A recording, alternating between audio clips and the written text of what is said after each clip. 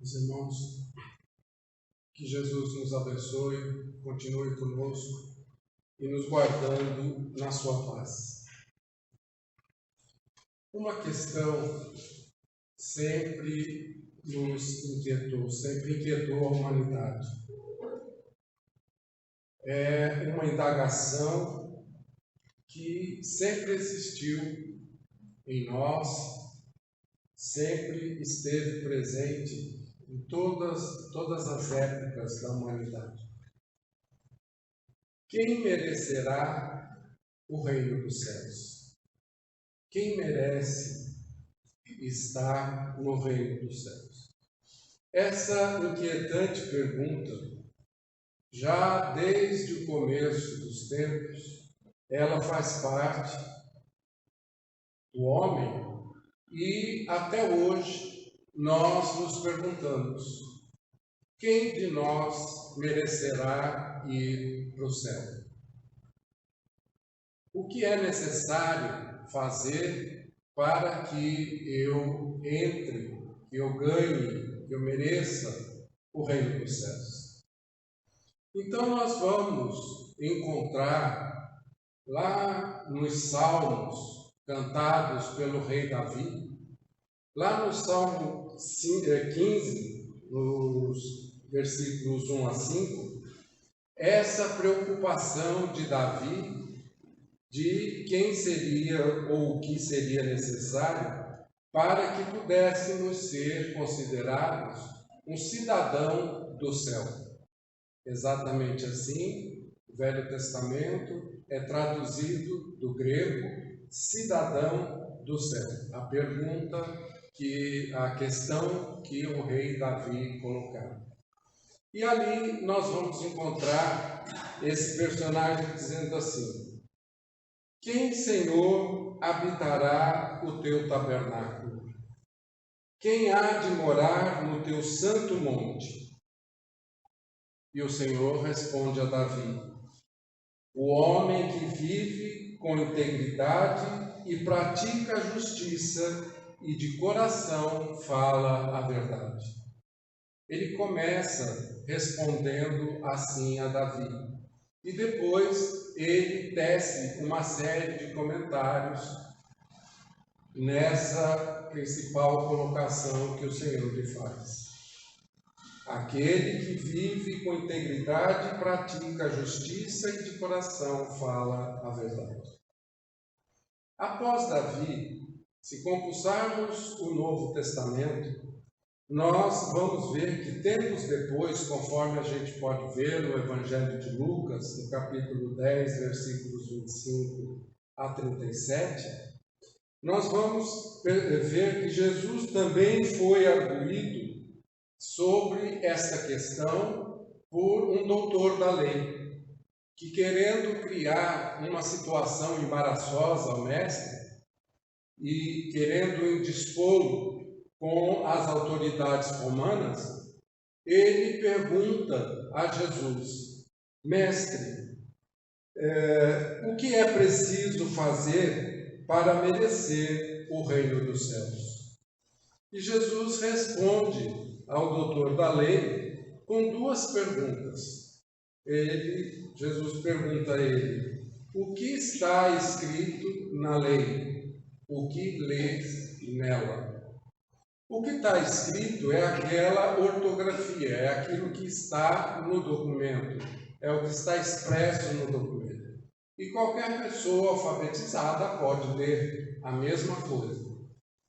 E se ele respondesse o que estava escrito, isso significava que ele tinha lido. Mas Jesus faz a ele uma segunda pergunta, que parece ser idêntica à primeira: o que lês nela? Quando Jesus pergunta a ele, o doutor da lei, o que ele havia lido na lei, primeiro ele pergunta o que estava escrito e depois ele pergunta o que ele leu. Ele estava querendo saber, ele estava perguntando o que é que ele entendeu daquilo que ele leu, de que maneira ele interpretou aquilo que ele leu. Mais tarde, mais adiante, nós vamos ver que essa questão era mesmo muito recorrente. Que se por um lado o doutor da lei fazia essa arguição a Jesus, em outro lugar os apóstolos, havia um burburinho dos apóstolos querendo saber qual deles era o maior e que mereceria estar com Jesus no reino dos céus quando chegasse o tempo. Em outro lugar, havia esse comentário, essa discussão entre os apóstolos. Então, tudo isso não passou desapercebido por Jesus. Jesus notava tudo isso que acontecia e nós vamos então ver uma resposta, uma elucidação para essa questão no evangelista Mateus, no capítulo 5, que dedica todo esse capítulo para falar de como Jesus resolveu esse problema. Quem mereceria ir para o reino dos céus? Então, o evangelista nos conta que Jesus já havia atendido a muitas pessoas e se preparava para recolher. Mas, aonde ele ia, a multidão ia junto com ele, ia atrás dele. Ele, então, muito penalizado com aquelas pessoas que não se retiravam, tendo pena deles, ele subiu no monte, sentou-se e os discípulos então o rodearam. As pessoas se sentaram perto e os discípulos o rodearam. Quando os discípulos chegaram, Jesus então começou a ensinar-lhes, começou a falar a respeito das qualificações que seriam necessárias para que se entrasse no reino dos céus. É claro que Jesus não estava falando de céu, um lugar para onde se vai, mas ele estava falando de céu como um estado de espírito em que nós nos encontramos. Então ele fez o esclarecimento para aquelas pessoas e automaticamente para os discípulos também, a respeito daquela questão. Ele fez primeiro de uma maneira positiva e também depois de uma maneira comparativa. A maneira positiva que Jesus esclareceu a questão, ela está resumida nas 7 frases que compõem o Sermão do Monte, as bem-aventuranças. Então lá nós vamos ver, para que nós possamos recordar, Jesus disse assim: bem-aventurados os pobres em espírito, porque deles é o reino dos céus. Bem-aventurados aflitos, porque eles serão consolados. Bem-aventurados os mansos, porque eles herdarão a terra. Bem-aventurados que têm fome e sede de justiça, porque eles serão saciados. Bem-aventurados os misericordiosos, porque eles receberão misericórdia. Bem-aventurados os limpos de coração, porque eles verão a Deus. Bem-aventurados pacificadores, porque eles serão chamados filhos de Deus. Bem-aventurados os perseguidos por causa da justiça, porque deles é o reino dos céus. E bem-aventurados sois vós quando vos injuriarem e perseguirem, e, mentindo, disserem todo mal contra vós por causa de mim. Então Jesus começa esclarecendo a questão, dizendo que seriam bem-aventurados, ou que seriam abençoados, aqueles que seriam pobres, os famintos, os que choram, os que sofrem por causa da justiça. Aqui também vale um entendimento de que Jesus, quando ele fala dessas pessoas, ele não está falando daqueles que são pobres de dinheiro, nem que têm fome de alimento, ou tampouco os que são perseguidos pelos tribunais. mas ele fala sobre o ponto de vista espiritual. E a verdade comparativa que Jesus coloca, que ele faz, está na declaração do Mestre, quando ele fala que os discípulos, qual era a missão dos discípulos, o que é que eles deveriam fazer, qual era o trabalho que eles deveriam desenvolver. E isso nós podemos ver lá em Mateus, no capítulo 5 ainda, né? Nos versículos de 13 a 16.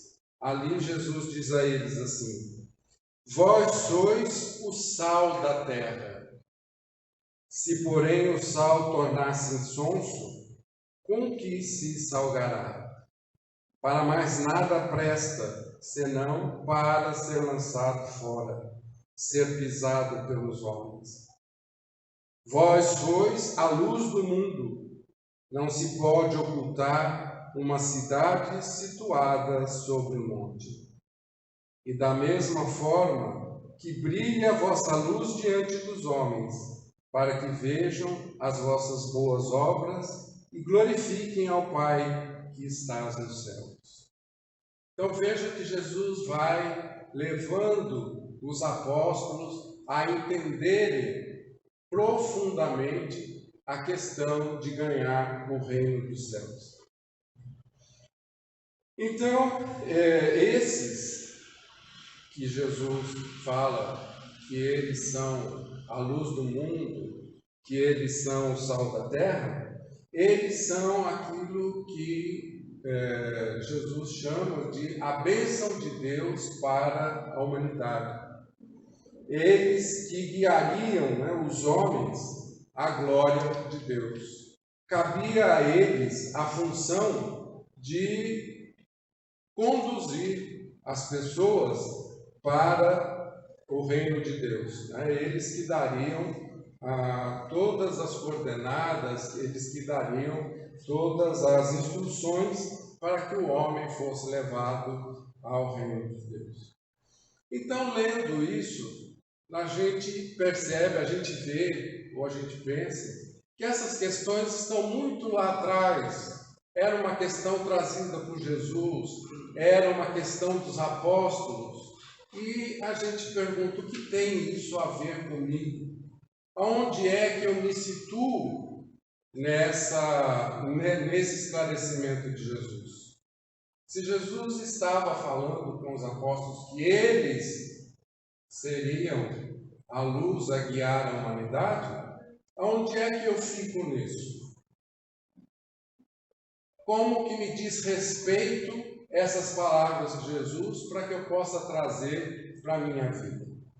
Então, nesse contexto, vamos nos lembrar do Apocalipse contido nos Evangelhos, o Apocalipse de João, aonde ele faz as previsões de quais seriam os sinais que nós poderíamos ver quando a Terra deixasse de ser um planeta de expiação e provas e passasse a ser um planeta de regeneração, ou seja, quando a Terra se elevaria moralmente, quando a Terra se tornaria um mundo melhor. E ali, o evangelista, ele faz a profecia entre vários outros sinais, que seria o final, que seria quando aconteceria realmente a transformação da Terra, era de que o Evangelho seria pregado a toda a gente. Que o Evangelho seria pregado a toda a Terra, né? Sobre toda a face da Terra. Então nós perguntamos, quando nós falamos em pregar o Evangelho, a gente geralmente faz uma ligação com as pessoas que são religiosas, que têm autoridade religiosa, que têm compromisso religioso, ou que milita num movimento religioso. Então nós nos perguntamos, quantos religiosos seriam necessários para que o Evangelho fosse pregado por sobre toda a terra. Quantos Divaldos nós temos? Quantos Chicos passaram pela terra? Quantas Irmã Dulces? Quantas Madre Teresa? Então nós vamos concluindo que isso seria praticamente impossível ter tanta gente para pregar para tanta gente. Então o que nós construímos é que a pregação do Evangelho, seja ele por palavra, por atos e por pensamentos, é responsabilidade de todos nós. Eu prego o Evangelho para o meu filho prega o Evangelho para o filho dele. Eu prego o Evangelho para o meu amigo, meu companheiro de trabalho, meu colega de trabalho. Eu prego o Evangelho para o meu vizinho. Eu prego o Evangelho nos ambientes em que eu frequento, que me é comum. E quando Jesus fala em pregar o Evangelho, ele não está falando simplesmente de oratória religiosa, mas de comportamento, de modo de ser, de pensar, de agir. Pregar o Evangelho, às vezes, até sem palavras. André Luiz, ele fala em uma das obras dele, que não me recordo agora no momento, mas eu me lembro muito bem o que ele disse. Ele diz que, assim, que os nossos pensamentos e as nossas atitudes geram pensamentos em outras pessoas, que geram também atitudes. Então, o meu exemplo vai servir como pregação para todas aquelas pessoas que convivem comigo. Daí, quando João fala no Apocalipse, quando ele profetiza que o Evangelho seria pregado no final dos tempos, o Evangelho seria pregado a todas as gentes, eu me incluo nesse trabalho. Eu tenho que me incluir nesse trabalho também. E em seguida, depois de falar sobre a missão dos apóstolos, dos discípulos, Jesus passa a discorrer sobre a justiça do reino de Deus, que ele faz uma comparação com a justiça e a lei que prevalecia na terra naqueles tempos, e que a gente pode dizer que é até hoje, não tem muita diferença. Então ele faz essa comparação da lei e da justiça do reino dos céus com a lei e a justiça que prevalecia na terra. E isso nós vamos encontrar ainda no capítulo 5, nos versículos 17 a 20, Jesus dizendo assim: não penseis que vim destruir a lei e os profetas. Não vim destruir, mas cumprir. Por isso vos digo que se a vossa justiça não exceder a dos escribas e fariseus, de modo nenhum entrareis no reino dos céus. Os discípulos, eles tinham uma noção a respeito da missão de Jesus um tanto quanto equivocada. Eles achavam que Jesus viera com a missão de pregar uma nova lei social. Ele veio com a missão de mudar todo aquele contexto em que estava, através da imposição e através da força, para colocar uma outra supremacia judia, onde os judeus teriam a primazia, eles seriam considerados superiores, e assim restabeleceria a lei conforme eles entendiam. Então Jesus esclarece a eles que não veio aqui para fazer isso. Não veio aqui para derrubar a lei e os ensinos dos profetas, mas antes para cumprir. Ele veio dar o exemplo de que deveríamos cumprir aquilo que prescrevia a lei e os profetas, os ensinos dele. E ele ensinou que tudo o que determinava que essa lei e esses profetas ensinavam, tudo que estava escrito lá, haveria de se cumprir.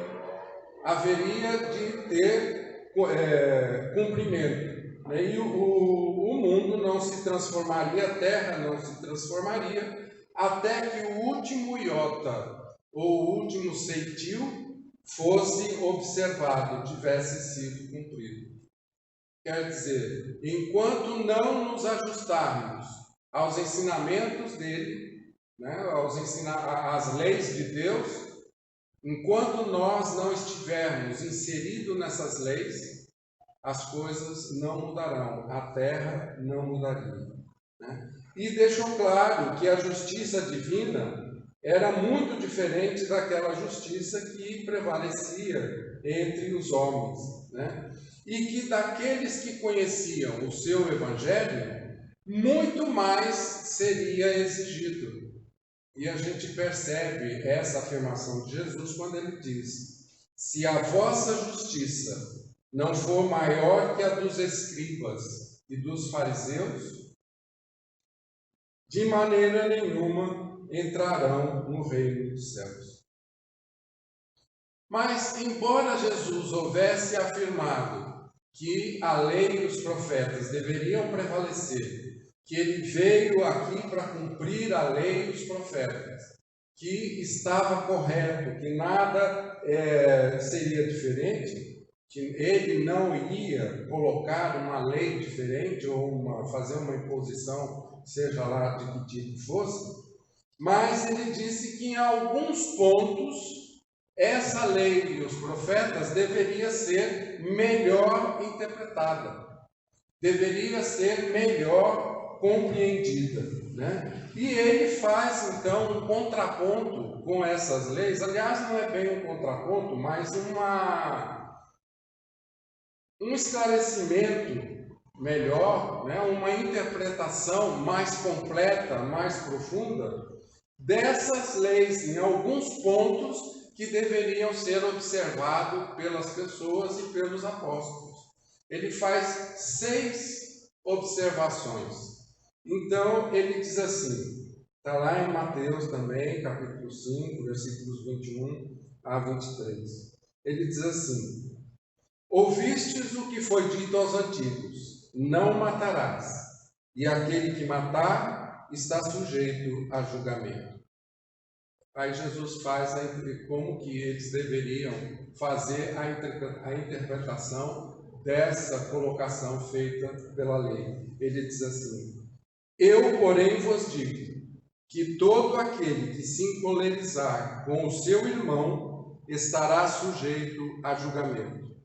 E quem disser ao seu irmão, raca, estará sujeito ao sinédrio. E quem disser louco, estará sujeito à geena do fogo.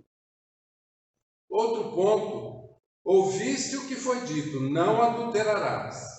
Eu, porém, vos digo que todo aquele que olha uma mulher para desejá-la, já adulterou com ela o seu coração. E mais, foi dito: quem repudiar sua mulher, dê-lhe carta de divórcio. Eu, porém, vos digo que todo aquele que repudia sua mulher, exceto em razão de infidelidade, e faz adulterar, e quem se casa com a repudiada, comete adultério. Outra vez, ouviste o que foi dito aos antigos: não perjurarás, e pagarás ao Senhor seu juramento. Eu, porém, vos digo, para não jurar de modo algum, nem pelo céu, porque é trono de Deus, nem pela terra, porque é estrado dos seus pés, nem por Jerusalém, que é a cidade do grande rei. Quando ele fala Jerusalém, aqui no Evangelho, ele quer dizer a cidade aonde se dedicava à oração. Quer dizer, a cidade aonde as virtudes deveriam ser cultivadas, né?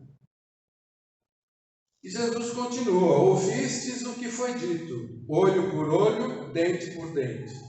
Eu, porém, vos digo, para não se opor ao malvado, pelo contrário, Ao que bater a tua face direita, vira-lhe também a outra. Ouviste o que foi dito: amarás o teu próximo e odiarás o teu inimigo. Eu, porém, vos digo: amai o vosso inimigo e orai pelos que vos perseguem e caluniam. Então Jesus mostra que os apóstolos, vivendo a lei e os profetas, nesse ponto deveria fazer uma interpretação mais justa e mais profunda. E esses 6 contrastes de interpretação da lei foram observados por Kardec no Evangelho segundo o Espiritismo, lá no capítulo 8. Né? Desses 6 contrapontos, Kardec escolheu um para que ele refletisse em torno dele. Né? E Kardec escolheu o segundo contraponto, né? o segundo item, o segundo comentário de Jesus.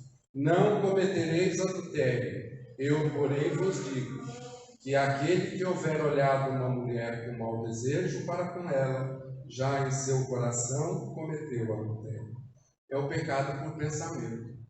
Então Kardec, né, com a lucidez que ele sempre teve, né, ele faz um questionamento. Né? Ele diz assim: sofre-se as consequências de um pensamento mau, embora nenhum efeito produza?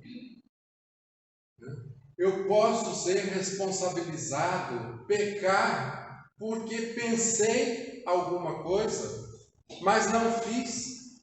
Eu só pensei e não fiz, mas é o que Jesus disse, é o que está lá no Evangelho. E Kardec, então, ele faz uma reflexão lá no Evangelho segundo o Espiritismo, né, capítulo 8, itens 5, 6 e 7, com o título Pecado por Pensamento, Adultério. E ali nós vamos perceber que o raciocínio é o seguinte: existem 2 formas de pecar, por pensamentos e por atos. Né? Mas por que é considerado um pensamento? Como que eu vou controlar o pensamento? Eu me recordo, quando eu era criança, se me permite, a primeira pessoa, quando ainda católico, o padre dizia assim, depois que passava o carnaval, ele dizia assim, para a gente no catecismo: é pecado cantar música de carnaval. Não pode cantar música de carnaval. Isso me enlouquecia. Isso me tirava do eixo. Porque bastou, falou, não pode, pronto. Era o que eu pensava. E o pensamento é assim. Basta você dizer assim, não vou pensar sobre, já está pensando. Né? E você não controla, você não tem domínio sobre o seu pensamento. Mas o pensamento, ele é uma das 3 partes da personalidade. A personalidade, ela é a somatória do instinto, das emoções e o pensamento.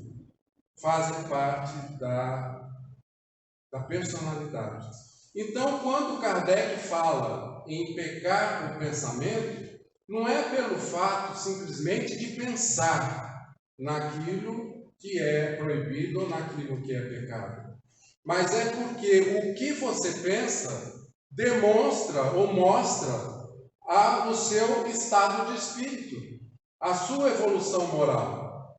Aquilo que faz parte constante do meu pensamento mostra a minha evolução moral. O tipo de pensamento que eu tenho denota a minha evolução moral. Por isso, Jesus fala que aquele que olha para uma mulher com mau pensamento, pecou. E Kardec fala em pecado por pensamentos. Né? Adultério. Né?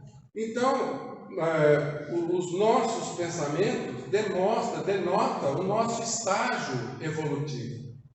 Aquele que já evoluiu, aquele que já está evangelizado, aquele que vive de conformidade com o Evangelho, esse não pensa no mal. Aquele que pensa no mal, mas rebate, não se compraz com o pensamento e procura resistir a esse pensamento, a melhoria, a evangelização, né, a mudança já está a caminho. Agora, aquele que pensa mal e se compraz no pensamento, gosta do pensamento, elocubra mais pensamentos maus, a questão moral nele, o mal está enraizado nele. O mal faz parte dele. Se ele pensa no mal e não faz, não é porque ele se arrependeu ou porque ele não quer fazer, é porque não teve oportunidade. E essa reflexão é de Kardec. Por isso, então, que o pecado por pensamento, o erro por pensamento, traz essas consequências desastrosas, porque denota a minha inferioridade moral. Então, nós podemos concluir, né, que o que Jesus quis dizer, o que Jesus quis ensinar para nós a respeito de quem merece estar no reino dos céus, ou, parafraseando, aquele que quer conquistar o seu equilíbrio, a sua paz, aquele que quer conquistar uma vida evolutiva, né? Esse daí é para quem quer ser o cidadão do céu, né? E conquistar a morada nos céus, devemos ter a pureza de coração. E ela existirá dentro de nós, essa pureza de coração existirá dentro de nós, quando nós nos esforçarmos para que nós nos desvencilhemos do mal que nós carregamos ainda dentro de nós. Quando nós nos esforçarmos por corrigir esse desequilíbrio que nos faz tão mal, né? É um trabalho do tempo, é um trabalho de urgência com Jesus, mas Jesus não tem pressa.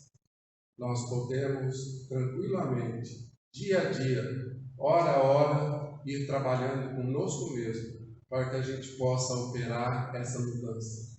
Não mudaremos do dia para a noite. Não vai ser amanhã, não vai ser na próxima semana, não vai ser no próximo ano. Só o tempo. Mas, quanto mais nós trabalharmos para a nossa evangelização, para a nossa mudança, muito mais fácil vai ficando e mais largo vão sendo os passos que vamos dando em direção ao bem, em direção à luz. Que Jesus nos abençoe e que Ele nos guarde sempre em muita paz. Vamos